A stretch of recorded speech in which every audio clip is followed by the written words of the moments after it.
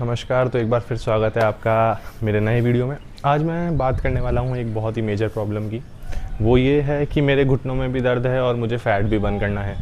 तो अब दिक्कत ये आती है कि जब मैं एग्रेसिव एक्सरसाइज नहीं कर सकता मेरे नी पेन की वजह से, तो मैं फ़ैट कैसे बर्न करूँगा।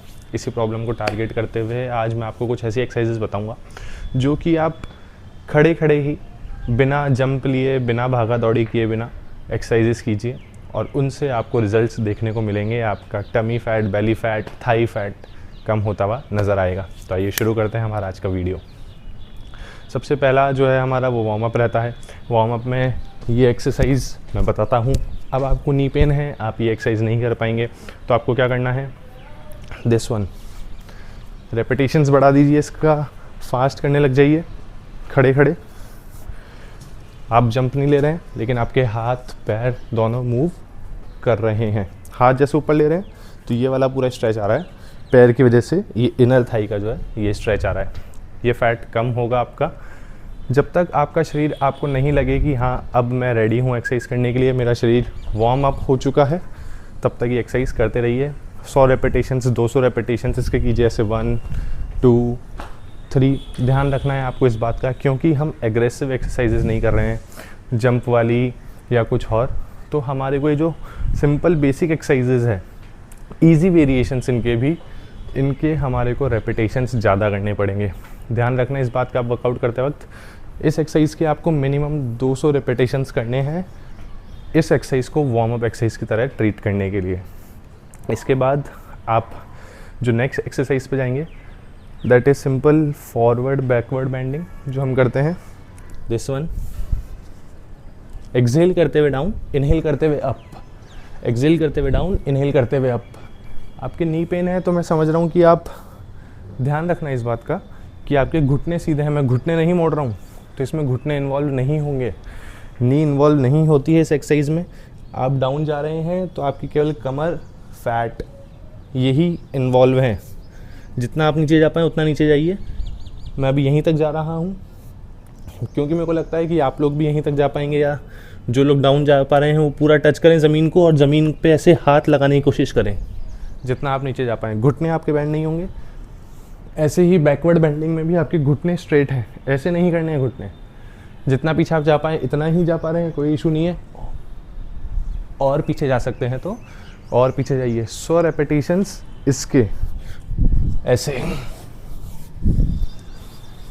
इनहेल करते हुए अप, एक्सहेल करते हुए डाउन। ब्रीदिंग मोमेंट का ध्यान रखना, ज़्यादा बेनिफिट मिलेगा एक्सरसाइज में। एक आपको बहुत ही बेसिक चीज़ बताता हूँ एक्सरसाइज करते वक्त। जब भी हमारा पेट स्क्वीज़ हो रहा होता है यानी सिकुड़ रहा है तो हमारे को सांस बाहर छोड़नी है, एक्सहेल। और जब पेट खुल रहा है तो इनहेल। ये एक बेसिक वो है एक्सरसाइज करने के लिए कि आपको ब्रीदिंग कैसे रखनी है। खुद के हिसाब से आप एडजस्ट करते रहिए। पेट इसकी स्क्वीज़ हुआ तो एक्सहेल, ओपन हुआ तो इनहेल। ऐसे ब्रीदिंग मोमेंट में ये पहली एक्सरसाइज है। देन सेकंड एक्सरसाइज जो हम करेंगे that is sideward bending. This repetitions बढ़ाने हैं, 100 रेपिटेशंस इसके होंगे।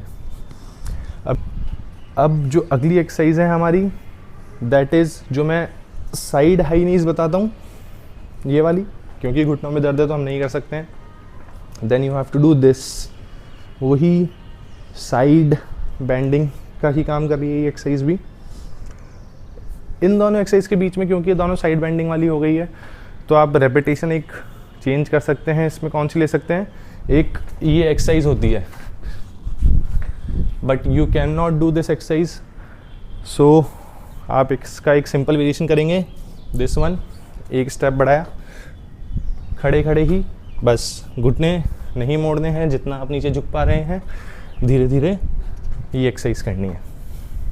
100 रेपिटेशंस। उसके बाद आप ये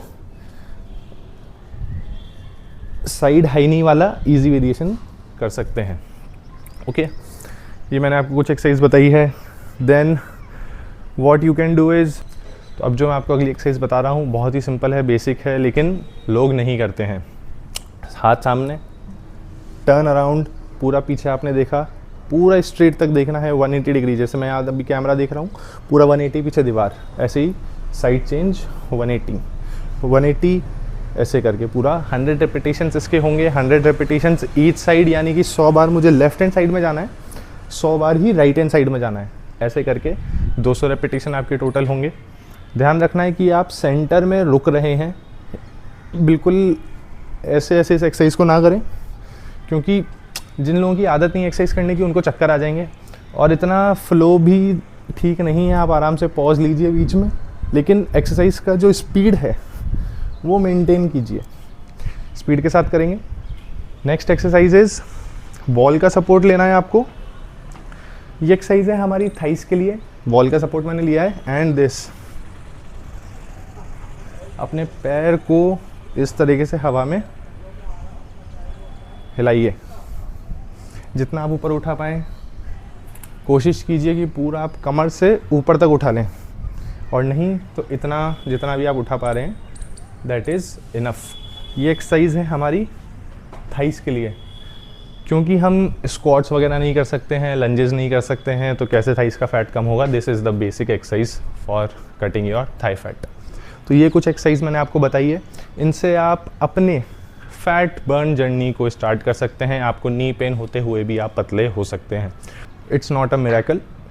इन एक्सरसाइज से आप स्टार्ट कीजिए, और आने वाले वीडियोस में मैं आपको बताऊंगा कि कैसे आप अपने नी पेन के साथ एक्सरसाइज करेंगे और पतले हो जाएंगे। और फिर भी अगर आपको लगता है कि कोई एक्सरसाइज मुझे घुटनों में तकलीफ दे रही है, तो आप उसको अवॉइड कर लीजिए।